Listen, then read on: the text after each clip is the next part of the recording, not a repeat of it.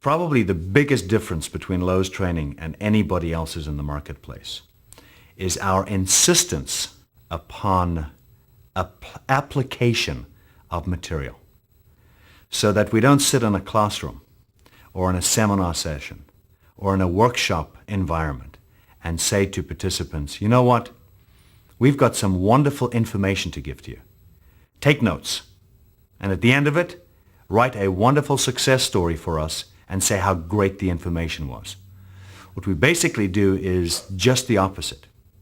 They walk in, and the first thing we have them do, if it's, for example, presentation skills, first thing they do is they get up and present.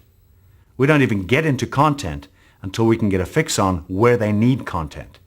Once we figure that out, we ensure that they get the content they need for that individual, not the whole group, and then we drill them to an ounce of their life until they can actually apply what we're teaching them.